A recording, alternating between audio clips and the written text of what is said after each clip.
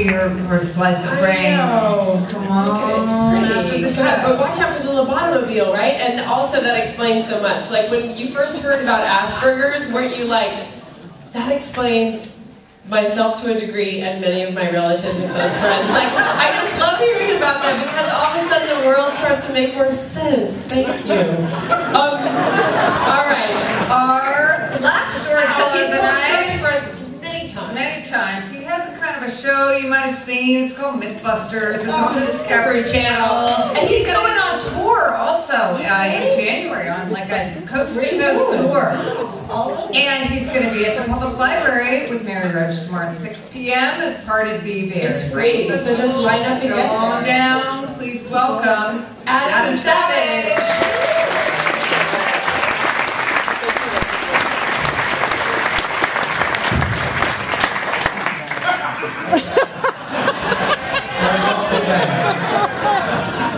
That was like that when I got here.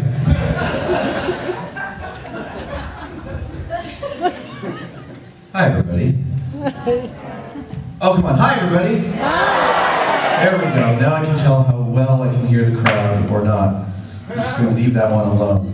By the way, it was my sperm.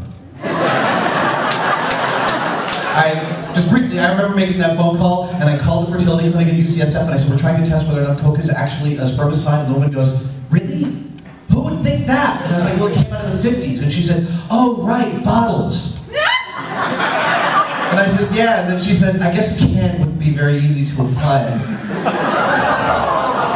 All right, my story of failure. I'm going to end on a low note here. This is a terrible, terrible, terrible story, and it's all my fault.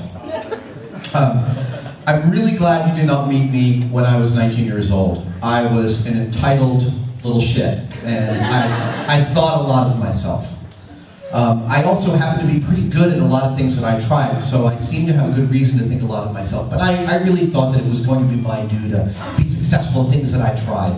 And I grew up with a great example. My dad was a very successful commercial director and an artist and a painter.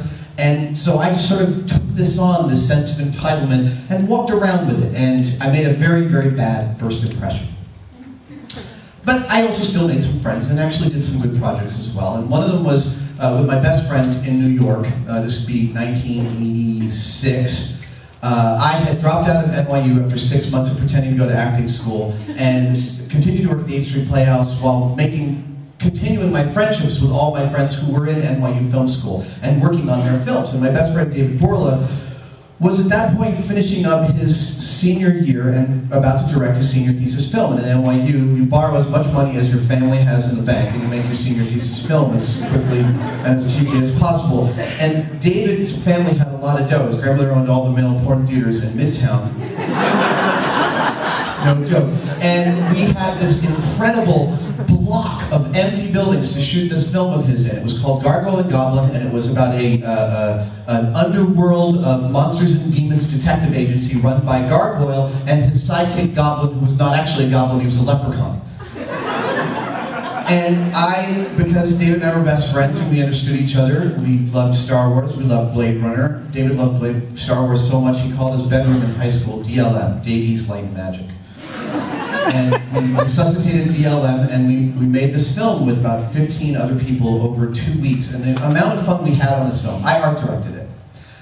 We built sets through all of these different buildings. Imagine a bunch of 19-year-olds with a block of empty buildings with power to shoot for 16 nights in a row this like futuristic monster thriller. It was freaking awesome. I mean, I still remember just like not getting any sleep but having so much fun and building these sets, and they looked really great. People who worked with me on these sets went on to amazing careers. One went on to art direct things like Hedwig and the Angry Inch. One's mom did Dangerous Liaisons. It was in New York. It was an amazing place. We had this fantastic time directing, shooting, art directing this film, all these beautiful sets, solving problems. It was one of the first times I solved problems because we had no money. We had a budget of like $180. And we were making things like padded cells for $87 or something like that. And I'm trying to explain, it went really, really fantastic. We went on to win an award. I won the award for Best Art Direction at the NYU Film Festival, and I felt like, I was pretty hot stuff. So a few months later, when my friend Gabby And also, remember you're 19. Remember when you're 19, you have this tight group of friends. Many of you have slept with each other. There's a lot of tension around, so your friendships are really, really close, and they're all really quite charged. And my friendship with Gabby is one of these friendships. We haven't ever dated or anything, but there's a charge to it, and it's a very, very close friendship like you have when you're just new out of the baby years. I know now from 44, I can see that 19-year-olds are effectively babies with driver's licenses. But back then, I felt like we were pretty adult. And so Gabby comes to me and she says, I'm taking on producing, and I'd like you to art direct this short film I'm doing. And I said, yeah, that's what I do now. Absolutely. I can totally art direct this film. And it was, so we met with the director. The film script was really terrible. It was called 10 Key Trauma, and it was about a saucy ATM machine that refused to give money to this guy whose name was Archibald McToop, until he revealed that he was wearing a toupee to the camera in the ATM machine. So it was a lot easier than Gargoyle and Goblin because there was one set, one bank room. We only needed to build one bank room. So I met with the director, we talked through the script, we talked through what he wanted out of it. He wanted to look like one of those little bank ante-rooms with a door to the outside. And I said, totally, I can build this set really no problem at all. I built sets in high school. The ATM machine was something I was really excited about. And we secured a location, my friend Dave Messabob's house in Brooklyn. The only problem with Dave Messabob's house was, he had a practice room where we could shoot for like 2 weeks. We could set up the set and leave it there. But it was carpeted, and a bank anteroom is generally not carpeted. But that's okay, because some of these little 1-foot squares of sticky linoleum that you could put down. The only question was, would it leave a residue on the rented apartment? So I put one down, and I jumped on it, and I peel it up, no residue, no problem. We're just going to lay down a whole floor of sticky linoleum. We started to assemble, also my budget, a freaking huge amount, $850 to spend on this movie. It was more money than anyone's ever handed me up till that point in my life. So we started to gather materials, and it's non-trivial in Manhattan. It's one of the greenest cities in the world by per capita use of public transportation, which means when you have to transport 200 pounds of wood that's 14 feet long, it's non-trivial on the subway. Especially when the set is 8 blocks from the subway in Brooklyn.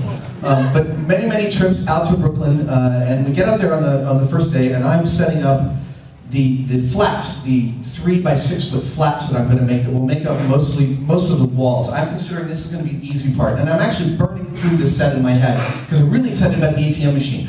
So I start doing what we did in high school for set flats. I don't build them solid, I build them as wooden frames, and then I string canvas on them, and then I paint the canvas in 2 tones, like a bank, purple on top, blue on the bottom. Now in high school when we did this, there was an interim stage where after you stapled on the canvas, you painted on what was called glue shitting. And I don't remember what was in glue shitting, but apparently it stabilized the canvas for the paint. But we didn't need that. This was just a student film. It's only going to be lit for like 2 days. It'll be fine. So I painted these flats and I screwed them together. And for the door, we didn't need an aluminum door. We just took some wood and painted it silver with spray paint and then put some plexiglass on it. It's probably going to look fine.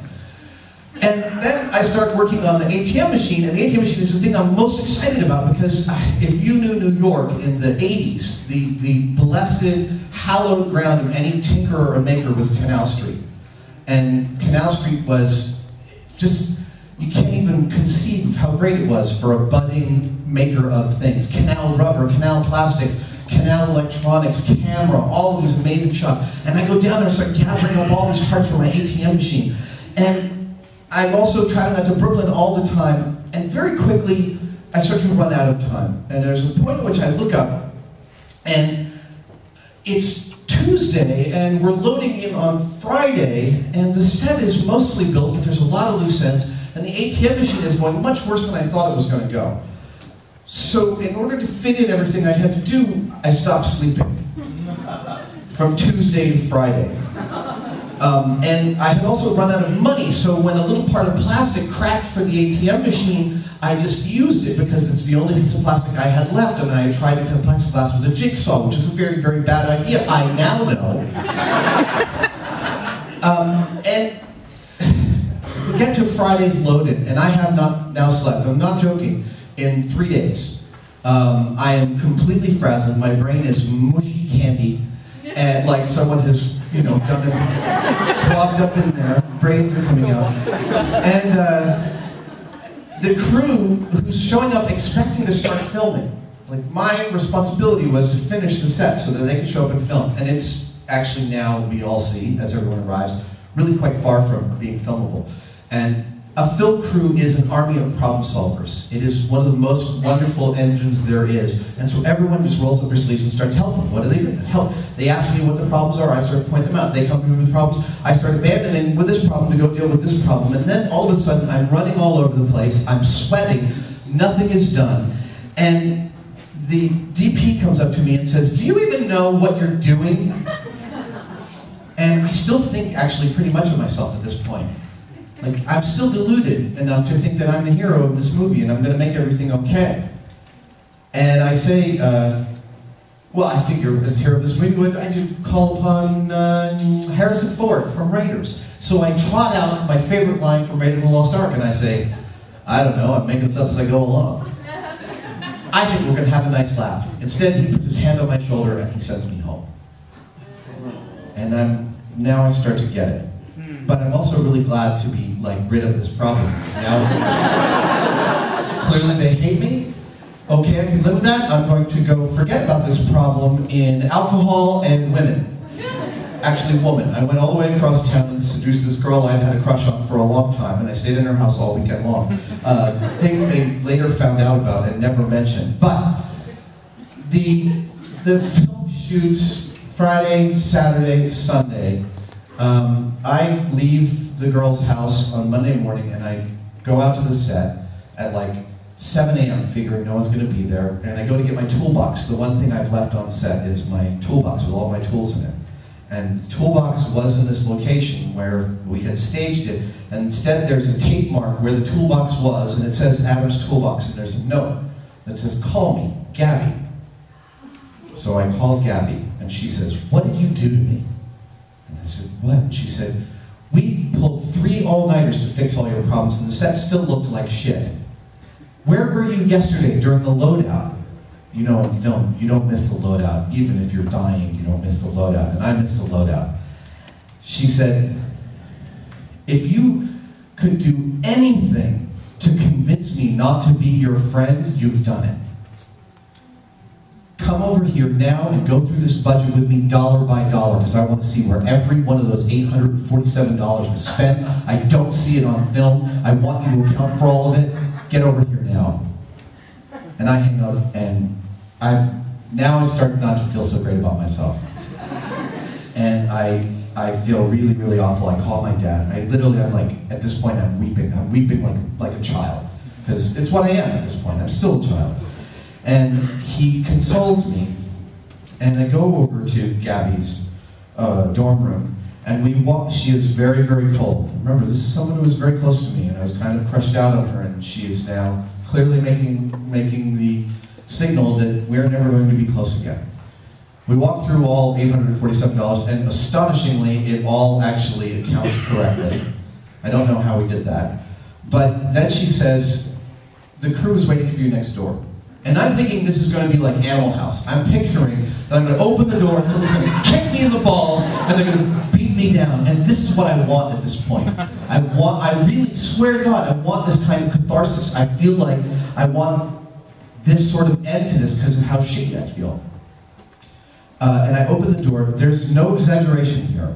I walk into a room, a standard double-sized dorm room, and the entire crew is sitting around the perimeter of the room, and in the middle is a chair with a spotlight on it.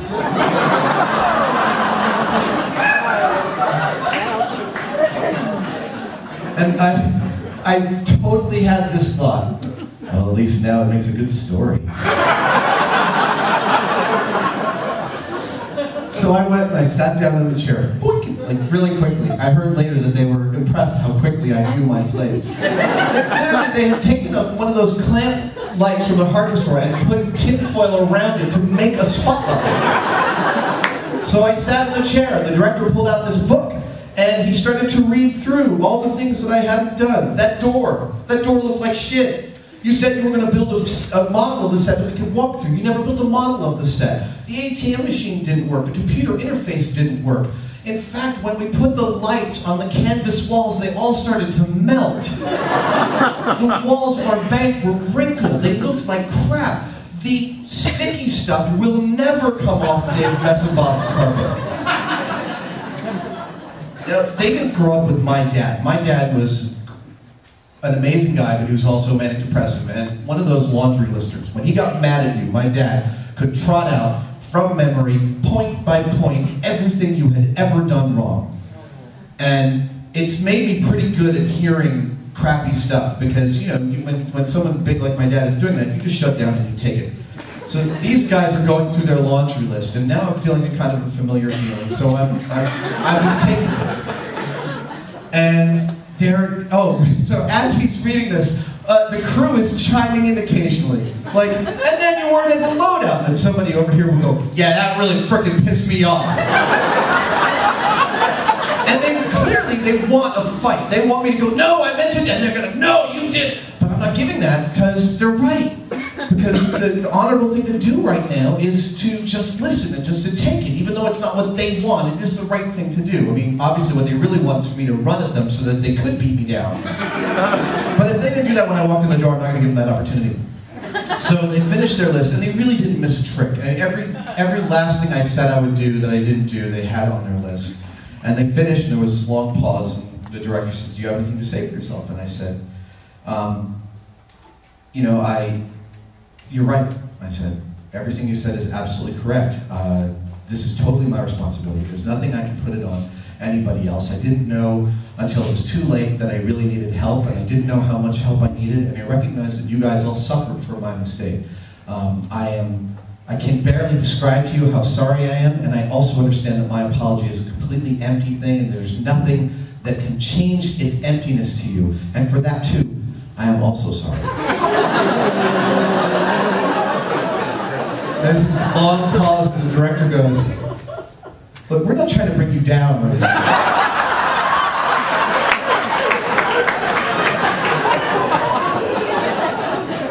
That's not the moral of the story, right? There's a bit in the opening of Enduring Love where Ian McEwan's describing a balloon accident that's happening, and how a bunch of people surrounding this accident in a field just start running towards the accident. They hear a sound and they see a thing and they all start running. And he describes it as this animalistic response, but he uses this beautiful phrase that stuck with me ever since I read it. He says, we were running toward a catastrophe in whose furnace our lives and our personalities would be buckled into new shapes. So this failure was exactly that kind of furnace, and the new shape that it took was what my dad said when I called him from the set, crying. He said, you really messed up, and you may have really lost a friend, but that's not who you are. And the only thing you can do is decide not to be that person from here forward. You can choose to change from here forward. And I like to think of that exercise as being the moment I started making a better first impression.